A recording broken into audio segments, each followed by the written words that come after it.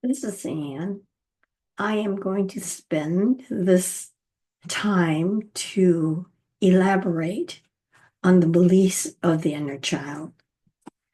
I focused on three basic ones in the earlier video, but now I would like to present other beliefs that the inner child could have.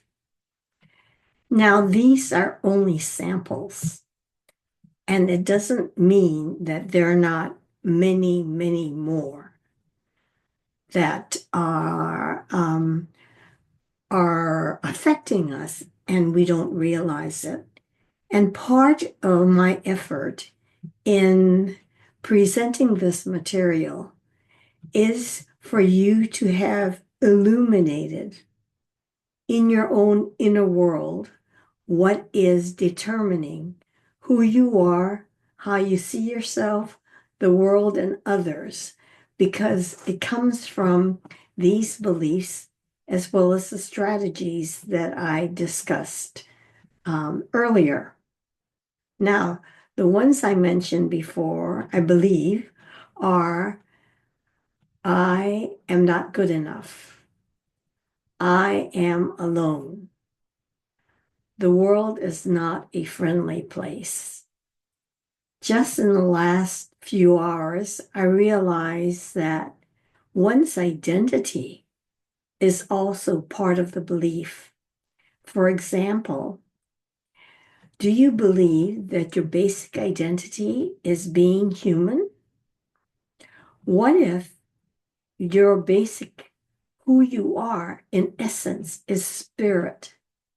As Teilhard de Chardin said a century or more ago, we're not humans having a spiritual experience. We are spirits having a human experience. And if you can grasp that your belief that you're basically human and that's who you are, you realize that it is a belief and it may be very limiting, but it is all part of the beliefs we hold in our subconscious. So that is how the process moves along, finding more and more beliefs that are limiting because they were created by child parts in their limited experience with the sole intent to make you survive. It's not about thriving. So the more you discover these limiting beliefs and can release them with the help of the subconscious or similar means, then the freer you are to create. That's one way of looking at beliefs. And as I have mentioned before, the more you can put your own flavor sense to a particular belief, the more meaningful and impactful it is for you. So the words that I use to describe these beliefs are just examples and suggestions, and you are certainly encouraged to find your own version of them.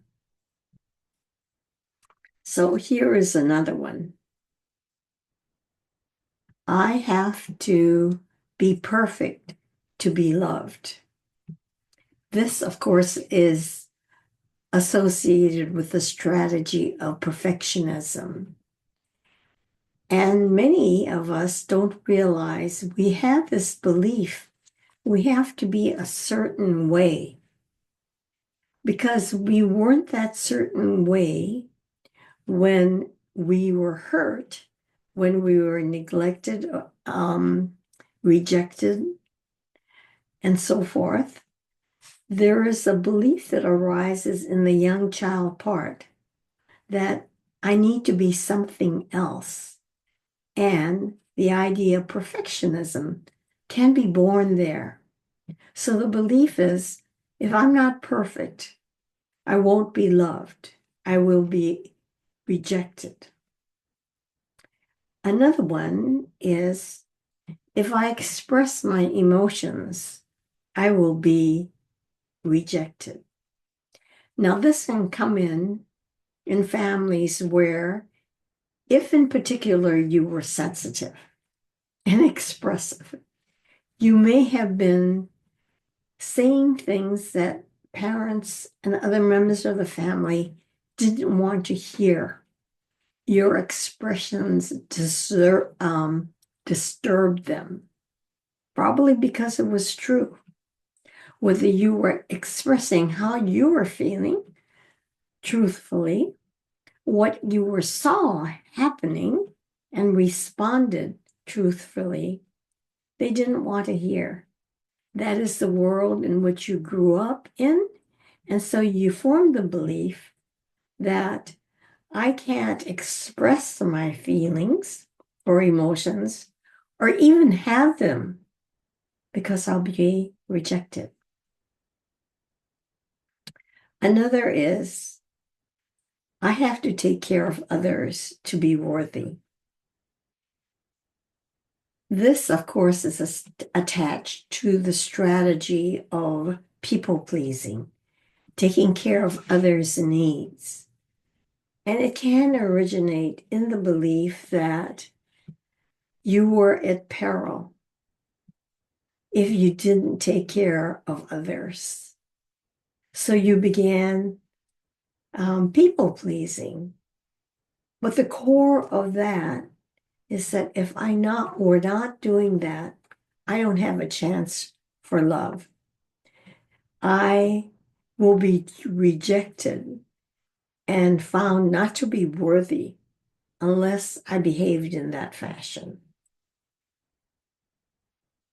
Another one is if I ask for help, I will be disappointed or abandoned. Asking for help can be a way of describing what a baby does when the baby is crying because they're wet, want comfort, want food, want water, needs, and they're crying for help. But when no one responds quickly enough, consistently enough, the young child part believes there's no sense asking for help because then you meet the pain of rejection. Your heart breaks. So why ask for help? Another is if I fail, it means I'm a failure.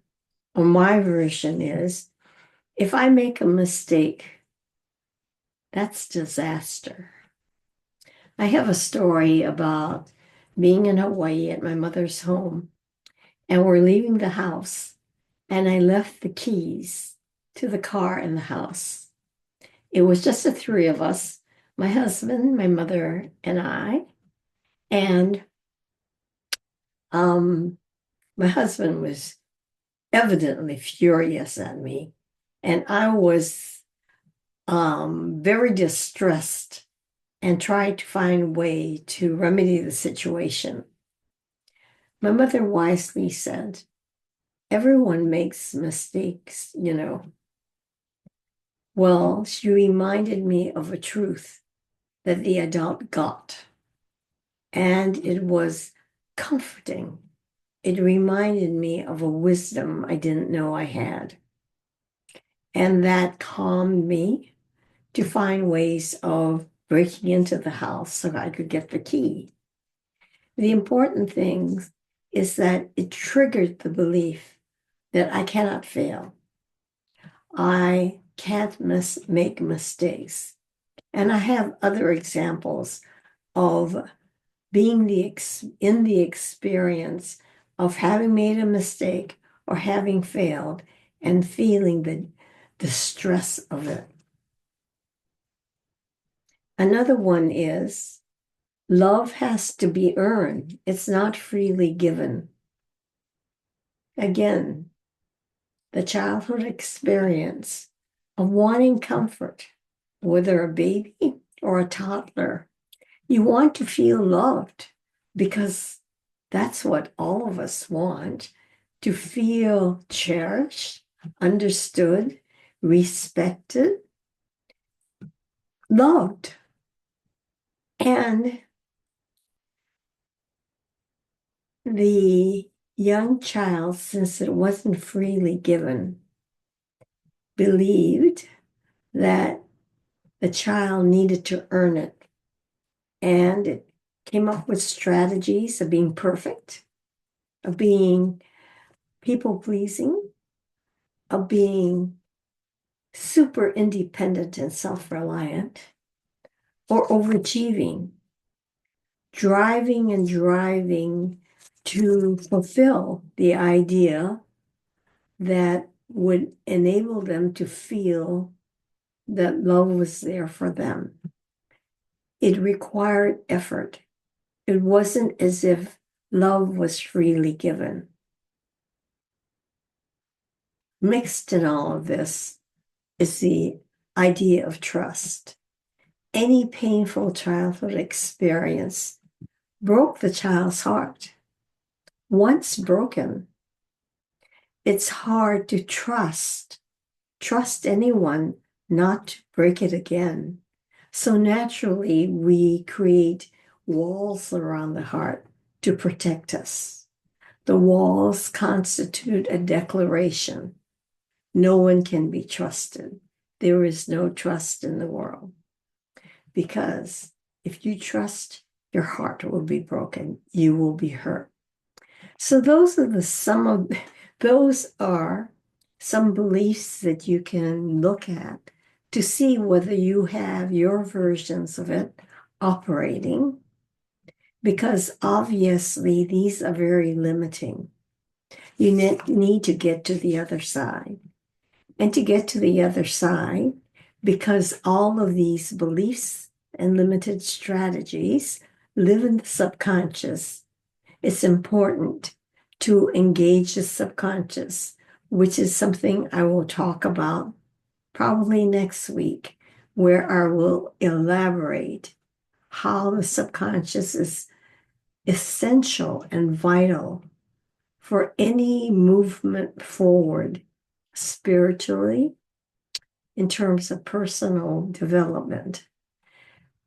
Another belief that we acquired is that the adult gets the idea there are certain ways to be spiritually. And so they adopt these roles of being all forgiving, all compassionate, and so forth. But it's a role that they take on and say, go through the motion. But since it doesn't come from a transformed, undefended heart, it doesn't truly have the effect intended. The effect intended, we'll talk about more later. I hope this discussion has helped you see the variety of beliefs that you can discover for yourself, more and more to understand what your inner child is holding that needs to be seen, released by healing. So thank you for being with me. See you in the next video.